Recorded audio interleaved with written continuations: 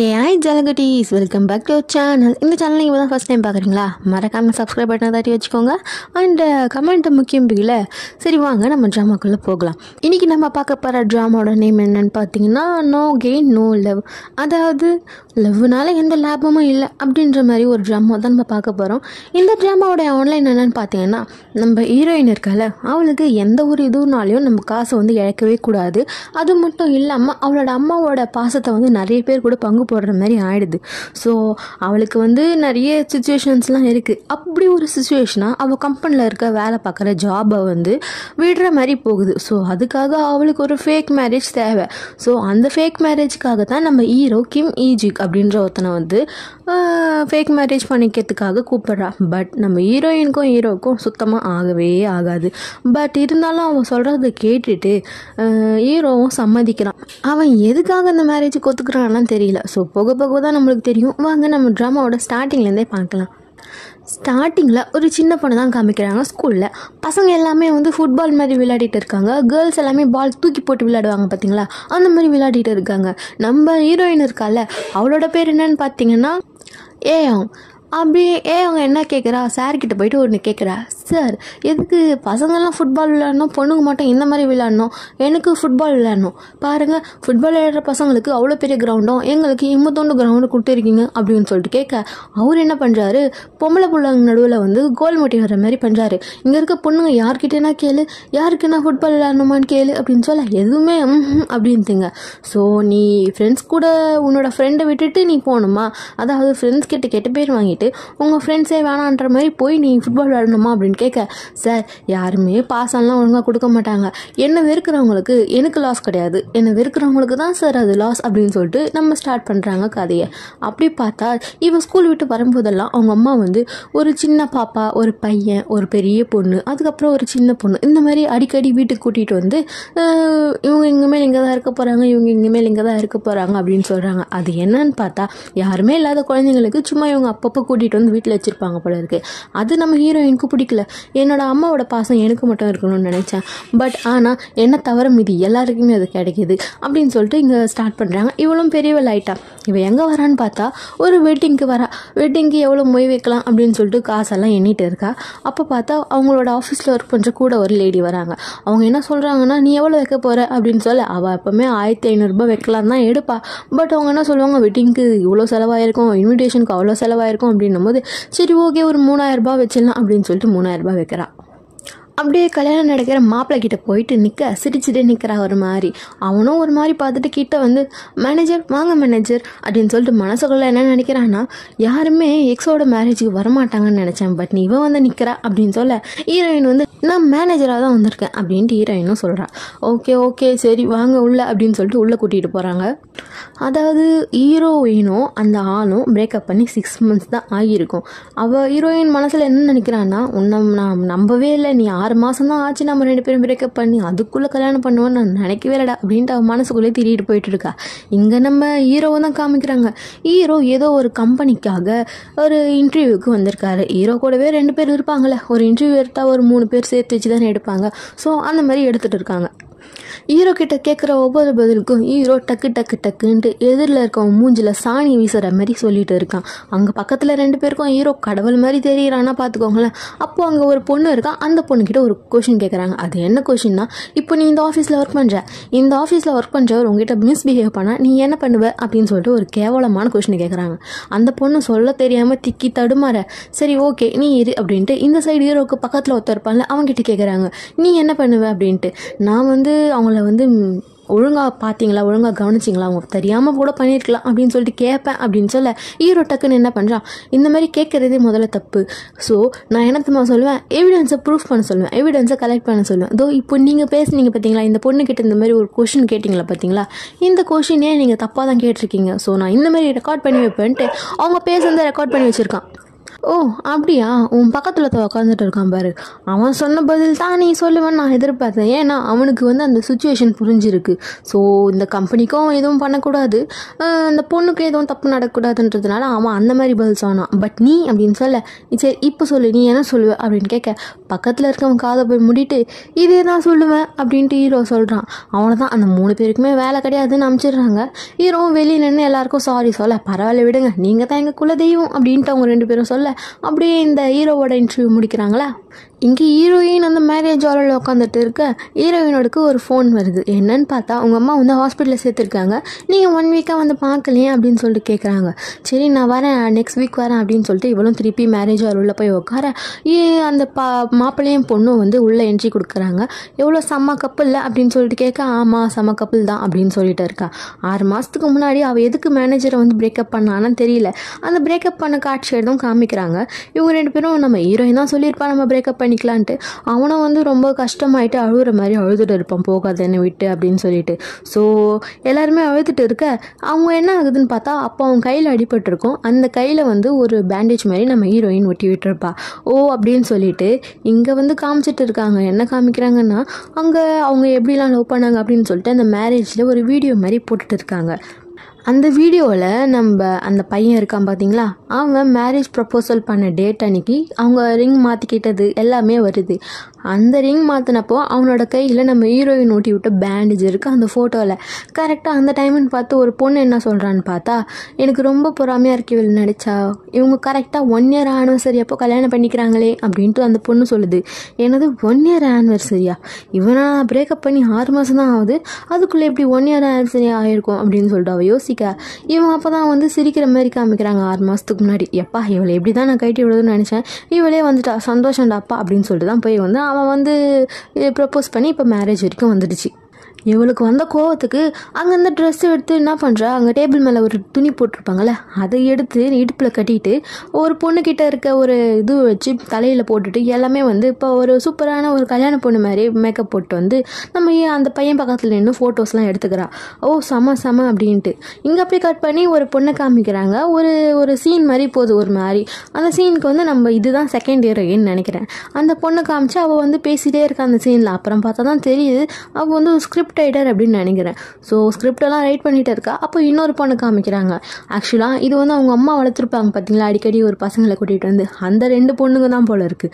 So எல்லாருமே பேசிகிட்டு இருக்க, என்னாச்சு ஏதாச்சு அப்படின்னு சொல்லிட்டு அவங்க பேசிகிட்டு இருக்காங்க அவங்க 2 பேரும். அப்போ எங்கே ஈவன் கேட்க அவள் வந்து மேரேஜுக்கு போயிருக்கா அப்படின்னு சொல்ல, சரி ஓகே அப்படின்னு சொல்லிட்டு அவளும் உள்ளே வந்துட்டா. என்னாச்சு அப்படின்னு சொல்லிட்டு கேட்க, ஒரு கிஃப்ட் பாக்ஸ் மாதிரி ஒன்று கொண்டு வந்திருக்கா. அவள் என்னை 2 டைம் பண்ணியிருக்கான், அதாவது என்னை வச்சுட்டே இன்னொரு பொண்ணு கூட அவன் ப்ரப்போஸ் பண்ணி லவ் பண்ணியிருந்திருக்கான் அப்படின்ட்டு நம்ம ஹீரோயின் சொல்ல, எனக்கு தெரியும் அவனை நினச்சி, அவன் அப்பயே நான் நினச்சேன், அவனை பிரேக்கப் பண்ணி 6 மாதத்தில் கல்யாணம் பண்ணும் போதே நினச்சேன். சரி இது என்னது அப்படின்னு சொல்ல அந்த கிஃப்ட் பாக்ஸை திறக்கிறா, பார்த்தா அவன் தலை மாதிரி இருக்குது. வா அப்படின்னு கத்த, அப்புறம் தான் தெரியுது அது தலை கிடையாது, அது நம்ம மேரேஜ் முடிஞ்சதுமே அந்த பொட்டிக்கு வந்து தூக்கி போடுவாங்க பார்த்தீங்களா ஒரு பொக்கேவை, அதை பிடிச்சிருக்கா போல இருக்குது நம்ம ஹீரோயின். ஆக்சுவலாக இப்போ தான் என்ன நடந்ததுன்னு காமிக்கிறாங்க. நம்ம ஹீரோயின் ஃபோட்டோ எடுத்துகிட்டு போகலாம் அப்படின்ட்டு வருவா. பட் அவளை அந்த பொண்ணு பக்கத்தில் நிற்பாட்ட அந்த பொண்ணு பொக்கேவை தூக்கி போட நம்ம ஹீரோயின் தான் பிடிச்சிருப்பா. அந்த கல்யாண பொண்ணு விஷயம்லாம் போயிருப்பா பார்த்தீங்களா, அதெல்லாமே வந்து சும்மா அவள் கனவு தான் போல இருக்குது.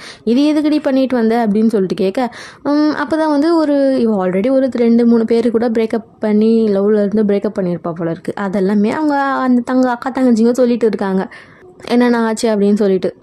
நம்ம ஹீரோ தான் காமிக்கிறாங்க. கோட் சூட்லாம் வந்து ஒருத்தர்கிட்ட வாங்கிட்டு போயிருப்பான் போல இருக்குது.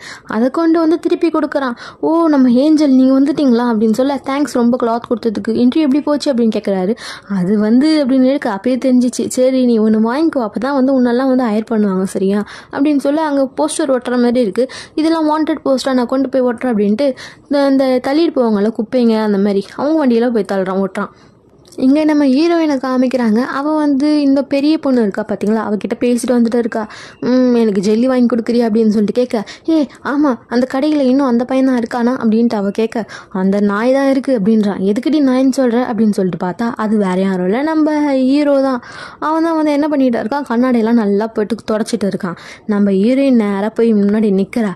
நின்று என்ன பண்ணுறா, அவள் கையை வந்து தொடச்ச கண்ணாடியில் வச்சுட்டு நான் உள்ளே வரேன் அப்படின்னு சொல்லிட்டு அழுக்கு பண்ணிவிட்டு அந்த கடை உள்ளே போகிறான். உள்ளே போயிட்டு எல்லாத்தையுமே கீழே தள்ளி விட்டுட்டு அது இதுன்னு சொல்லிட்டு எடுத்துகிட்டு ஏதோ ஒரு ஜெல்லிக்காக வரா. அந்த ஜெல்லி அந்த கடையில் இல்லைன்ட்டான். ஓ அந்த ஜெல்லி தான் கொஞ்சம் செக் பண்ண முடியுமா அப்படின்னு கேட்குறா. இந்த ஜெல்லிஸ் எல்லாமே இருக்குது, பட் அந்த ஜெல்லி மட்டும் கிடையாது, டிஸ்கண்டினியூ ஆகிடுச்சு அப்படின்ட்டு ஹீரோ சொல்ல, சரி சரி அப்படின்ட்டு முறைச்சிட்டே வந்து பில் போடுறா. போட்டால் அங்கே இங்கிலீஷ் புக் இருக்குது. நீ இந்த மாதிரி பிஹேவ் பண்ணினா கண்டிப்பாக உனக்கு வேலையே கிடைக்காதுரா அப்படின்ட்டு அவள் சொல்ல, ஆமாம்மா எனக்கு வேலை கிடைக்கும், ஆமாம் நீ கல்யாணம் பண்ணிக்க போகிற அப்படின்ட்டு ஹீரோ ஒரு மாதிரி கேட்க, இவன் ஹீரோ ஒரு மாதிரி பார்க்க, இங்கே அப்படியே நம்ம செகண்ட் ஹீரோயினை தான் காமிக்கிறாங்க.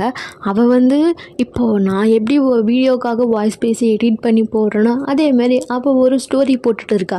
அவள் ஸ்டோரி போட்டு போய் தூங்க கமெண்ட் எதுனா வந்திருக்கான்னு பார்க்குறா. நான் எப்படி பார்ப்பனோ அதேமாரி தான் பார்க்குறான்.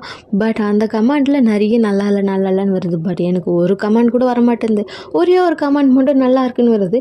எனக்கும் அதே மாதிரி தான் 2 பேர் மட்டும் தான் கமெண்ட் பண்ணுறீங்க. அந்த 2 கமெண்ட்டே எனக்கு மனசு நிறைஞ்ச மாதிரி இருக்குது. அதேமாரி தான் அவளும் செம ஹாப்பியாக ஜாலியாக தூங்குறா. இங்கே ஒரு ஃபேமிலியை காமிக்கிறாங்க. அது வந்து ஒரு பெரிய ஃபேமிலி மாதிரி இருக்குது. சிஇஓ ஒரு சேர்மேன் அந்த மாதிரிலாம் இருப்பாங்க பார்த்தீங்களா, அந்த மாதிரி ஒரு ஃபேமிலி. அங்கே இருக்கிறது செகண்ட் ஹீரோ போல் இருக்குது. அவன் என்ன பண்ணுறான், அவங்க அம்மா கூட ஒரு சிஇஓ இருக்கார், அதாவது சேர்மேன், அதாவது நம்ம செகண்ட் ஹீரோவோட அப்பா. இங்கே நம்ம செகண்ட் ஹீரோயினுக்கு ஒரு கமெண்ட் போடுறாங்க பார்த்தீங்களா, அந்த ஒரு ஆள், அது வேற யாரும் இல்லை, செகண்ட் ஹீரோட அம்மா தான் போல இருக்குது. ஸோ இவங்க 3 பேருமே பேசிகிட்டு இருக்காங்க. அப்போ வந்து செகண்ட் ஹீரோட அப்பா என்ன பண்ணுறாருன்னு பார்த்தீங்கன்னா, அவனை கூட்டிகிட்டு போயிட்டு இதெல்லாம் வேலைக்கு ஆகாது, நீ வந்து இன்னும் அந்த கம்பெனியை வந்து இன்னும் நிறைய நிலைமைக்கு கொண்டு வரலன்னா உனக்கு அடுத்த வருஷத்துமே கல்யாணம் பண்ணிடுவேன் அப்படின்னு சொல்லிட்டு மிரட்டிக்கிட்டு அங்கேருந்து போயிட்டுருக்காரு.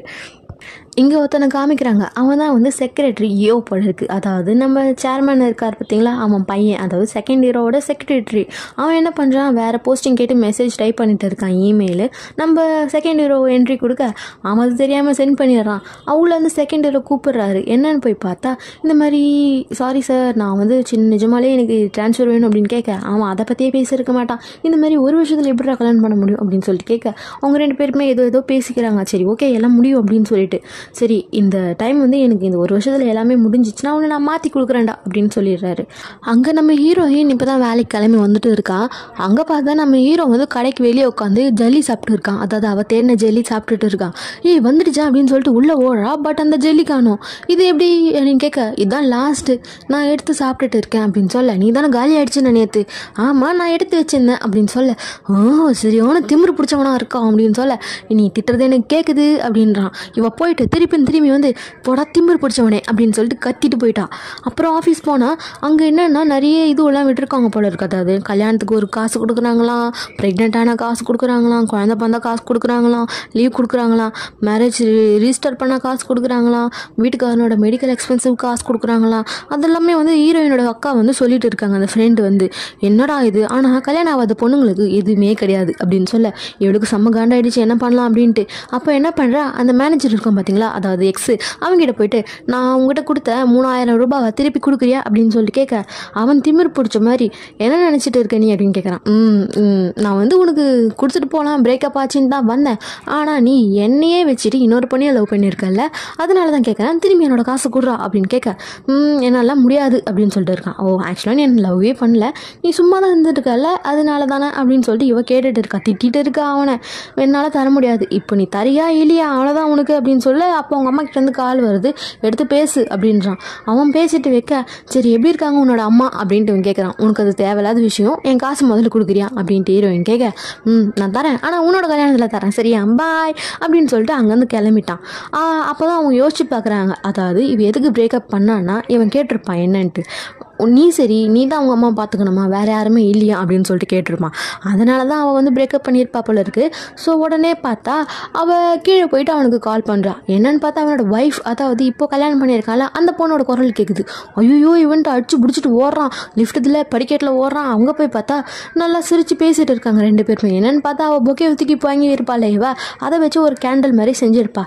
இங்கே பாரு செம்மையாக இருக்குல்ல அப்படின்னு சொல்லிட்டு அவங்க காமிச்சு பேசிகிட்டு இருக்காங்க. அப்போ தான் அவனுக்கு கொஞ்சம் ரிலீஃபாக இருக்குது. ஸோ என்ன பண்ணுறான், படிக்கட்டு ஏற சைடு போயிட்டு, சத்தியமாக என்கிட்ட காசு இல்லடி அப்படின்னு காலையிலே விழுந்துடுறான்.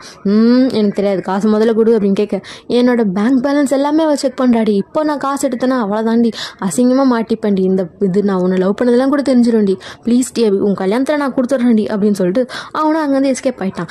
இங்கே நம்ம செகண்ட் ஹீரோ ஏதோ ஸ்கீம் மாதிரி போட்டிருப்பான் போல இருக்கே, ஏதோ ஒரு இது உள்ளனால வாங்க போகிறேன் அப்படின்னு சொல்லிட்டு, இந்த மாதிரி காம்படிஷன் இருக்குது, இந்த காம்படிஷனில் சேர்ந்தால் நிறைய காசு வரும், ப்ரொமோஷன்லாம் வரும் அப்படின்னு சொல்லிட்டு. ஸோ ஸோ அதை வந்து ஹீரோயினுக்கு அந்த அக்கா காமிக்கிறாங்க, நீ சேர்ந்துக்க போறியா அப்படின்ட்டு. ஆமாம் ப்ரொமோஷன் வருது, நான் சேர்ந்துக்காம எப்படி அப்படின்னு கேட்க, ஆனால் ரொம்ப ஆசைப்படாத, இந்த ப்ரொமோஷன் எல்லாமே கல்யாணம் ஆகின பொண்ணுங்களுக்கு மட்டும்தான் கொடுக்குறாங்க. இந்த சிஇஓ இருக்கான்ல, அவன் பெரியான ஒரு லூசு மாதிரி, அவன் கல்யாணம் ஆன பொண்ணுங்களுக்கு மட்டும்தான் இதெல்லாம் கொடுப்பான் அப்படின்னு சொல்ல, இதெல்லாம் கோயின்சிடென்ஸா அப்படின்னு சொல்லிட்டு கேட்குறா. இல்லை நீயே யோசித்து பாரு, இங்கே இருக்க எல்லாருமே ஹை பொசிஷன் இருக்க எல்லாருமே கல்யாணம் ஆன பொண்ணுங்க தான், யோசிச்சு பாரு அப்படின்னு சொல்ல, அவனுக்கும் புரிஞ்சிடுச்சு, ஓ சிஇஓ அவ்வளோ பெரிய ஆளா அப்படின்னு சொல்லிட்டு. ஆமாம் நீ ப்ரமோஷன் ஆகணும்னா நீ வந்து கொஞ்சம் கல்யாணம் தான் பண்ணி ஆகணும் அப்படின்னு சொல்லிட்டு இருக்காங்க. இங்கே ஹீரோ வந்து வெளியே வந்து வேலை செஞ்சுட்டு இருக்கான். அப்போ நம்ம ஹீரோயின் உள்ள வர நல்லா ட்ரிங்க்ஸ்லாம் பண்ணிவிட்டு அவன் பேசுறது, அதாவது எனக்கு உன் கல்யாணத்தில் காசு கொடுக்குறேன் அப்படின்னு சொல்லியிருப்பாங்க. அதுக்கப்புறம் அந்த அக்கா சொல்லியிருப்பாங்களே கல்யாணம் ஆனால் தான் உன்னால் ப்ரொமோஷன் ஆக முடியும்ன்ட்டு. அது எல்லாத்தையுமே யோசிச்சுட்டு நம்ம ஹீரோ ஒரு மாதிரி பார்த்துட்டு போயிட்டுருக்கா உள்ள. அவனுக்கு மேம் என்னாச்சு, என்ன வேணும் உங்களுக்கு அப்படின்னு சொல்லிட்டு கேட்க, எனக்கு மாப்பிள்ளை வேணும் அப்படின்னு சொல்லிட்டு கேட்குறான்.